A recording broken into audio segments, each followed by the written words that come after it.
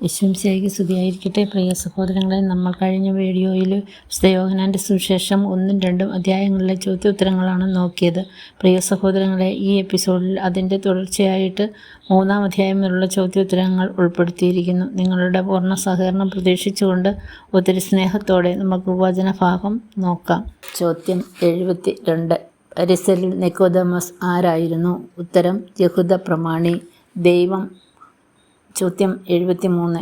ദൈവം കൂടെയില്ലെങ്കിൽ ഒരുവനും നീ ചെയ്യുന്ന ഈ അടയാളങ്ങൾ പ്രവർത്തിക്കാൻ കഴിയുകയില്ല. ആരാണ് ഇങ്ങനെ ഈശോയോട് പറഞ്ഞത്? ഉത്തരം നിക്കോദെമോസ്. 74. ജലത്താലും ആത്മാവിനാലും ജനിക്കുന്നില്ലെങ്കിൽ ഒരുവനും എവിടെ പ്രവേശിക്കാൻ സാധിക്കയില്ല എന്നാണ് ഈശോ പറഞ്ഞത്? ഉത്തരം ദൈവരാജ്യത്തിൽ. വാക്യം 3-5. 75. കാറ്റതിനിഷ്ടമുള്ളിടത്ത് വീശുന്നു. ഇതുപോലെ തന്നെയാണ് എന്തെന്ന് ഈശോ പറഞ്ഞത്? ഉത്തരം ആത്മാവിൽ ജനിക്കുന്ന ഏവനും. വാക്യം 3-8. 76. മോശ മരുഭൂമിയിൽ സർപ്പത്തെ ഉയർത്തിയതുപോലെ തന്നിൽ വിശ്വസിക്കുന്നവന് നിത്യജീവൻ ഉണ്ടാകേണ്ടതിന് മനുഷ്യപുത്രനും ഉയർത്തപ്പെടേണ്ടിയിരിക്കുന്നു. 3-14 വാക്യത്തിൽ ഈശോ എന്താണ് പ്രവചിച്ചത്? ഉത്തരം ഈശോയുടെ കുരിശുമരണവും ഉത്ഥാനവും. 77.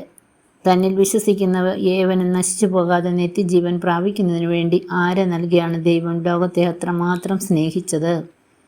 ഉത്തരം തൻ്റെ ഏകജാതനെ. വാക്യം 3-16.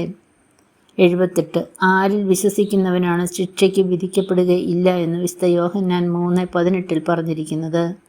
ഉത്തരം അവനിൽ യേശുക്രിസ്തുവിൽ. 3:17. 79. ആരുടെ നാമത്തിൽ വിശ്വസിക്കുന്നവനാണ് നേരത്തെ തന്നെ ശിക്ഷയ്ക്ക് വിശ്വസിക്കാത്തവനാണ് നേരത്തെ തന്നെ ശിക്ഷയ്ക്ക് വിധിക്കപ്പെട്ടിരിക്കുന്നത്? ഉത്തരം ദൈവത്തിൻ്റെ ഏകജാതൻ്റെ നാമത്തിൽ. വാക്യം 3:18. 80. പ്രകാശം ലോകത്തിലേക്ക് വന്നിട്ടും മനുഷ്യൻ പ്രകാശത്തെക്കാൾ അധികമായി എന്തിനെ സ്നേഹിച്ചു? ഉത്തരം അന്ധകാരത്തെ. വാക്യം 3:19. 81. തിന്മ പ്രവർത്തിക്കുന്നവൻ എന്തിനെ വെറുക്കുന്നു? ഉത്തരം പ്രകാശത്തെ. 82. യേശുവും ശിഷ്യന്മാരും ഏത് ദേശത്ത് പോയി താമസിച്ചു അവർക്ക് സ്നാനം നൽകിയത്? ഉത്തരം യൂദാദേശത്ത്. വാക്യം 3:22. 83. യോഹന്നാൻ എവിടെയാണ് സ്നാനം നൽകിയത്? ഉത്തരം സലേമിന് അടുത്തുള്ള ഏനോനിൽ. വാക്യം 3:23. 84. ഗുരു, ജോർദാൻ്റെ അക്കരെ നിന്നോടുകൂടെ ഉണ്ടായിരുന്നവൻ നീ ആരെപ്പറ്റി സാക്ഷ്യപ്പെടുത്തിയോ അവൻ ഇതാ ഇവിടെ സ്നാനം നൽകുന്നു. ആരാരോടാണ് ഇങ്ങനെ പറഞ്ഞത്? ഉത്തരം യോഹന്നാൻ്റെ ശിഷ്യന്മാർ യോഹന്നാനോട്. 3:26. 85. സ്വർഗത്തിൽ നിന്നും നൽകപ്പെട്ടിട്ടില്ലെങ്കിൽ ആർക്കും ഒന്നും സ്വീകരിക്കാൻ സാധിക്കയില്ല. ആരാണിങ്ങനെ പറഞ്ഞത്? ഉത്തരം സ്നാപകയോഹന്നാൻ. വാക്യം 3:27. 86. ഞാൻ ക്രിസ്തുവല്ല, പ്രത്യുത അവന് മുൻപേ അയക്കപ്പെട്ടവനാണ്. ഇത് ആരുടെ വാക്കുകളാണ്? ഉത്തരം സ്നാപകയോഹന്നാൻ്റെ. 3:28. 87. സ്നാപകയോഹന്നാൻ എന്താണ് ഈശോയെക്കുറിച്ച് പറഞ്ഞത്? ഉത്തരം അവൻ വളരുകയും ഞാൻ കുറയുകയും വേണം. 3:30. 88. എവിടെ നിന്നും വരുന്നവനാണ് എല്ലാവരിലും ഉപരി? ഉത്തരം ഉന്നതത്തിൽ നിന്നും വരുന്നവൻ. ആരാണ് ദൈവത്തിൻ്റെ വാക്കുകൾ സംസാരിക്കുന്നത്? ഉത്തരം ദൈവം അയച്ചവൻ. 90. ദൈവപുത്രനിൽ വിശ്വസിക്കുന്നവന് എന്ത് ലഭിക്കുന്നു? ഉത്തരം നിത്യജീവൻ. 3:36. 91. യോഹന്നാനേക്കാൾ അധികം ആളുകളെ ആര് സ്നാനപ്പെടുത്തുകയും ശിക്ഷപ്പെടുത്തുകയും ചെയ്തുവെന്നാണ് ഫരിസേയർ കേട്ടത്?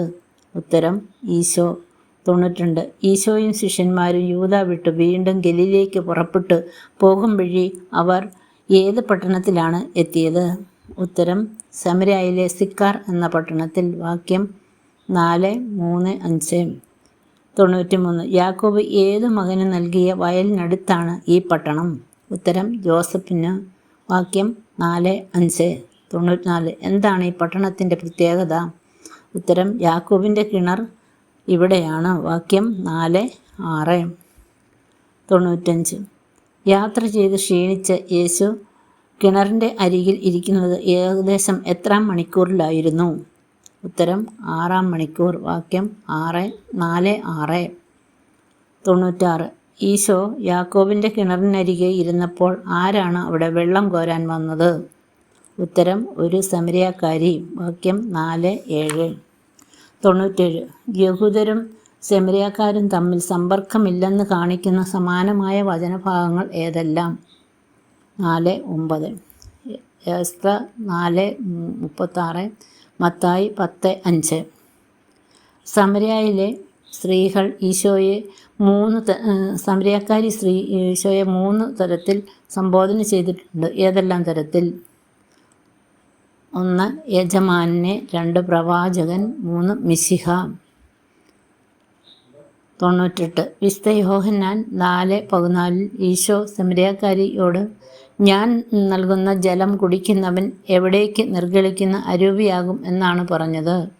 ഉത്തരം നിത്യജീവനിലേക്ക്. 99. സമരിയാക്കാരി സ്ത്രീക്ക് എത്ര ഭർത്താക്കന്മാരുണ്ട് എന്നാണ് ഈശോ പറഞ്ഞത്?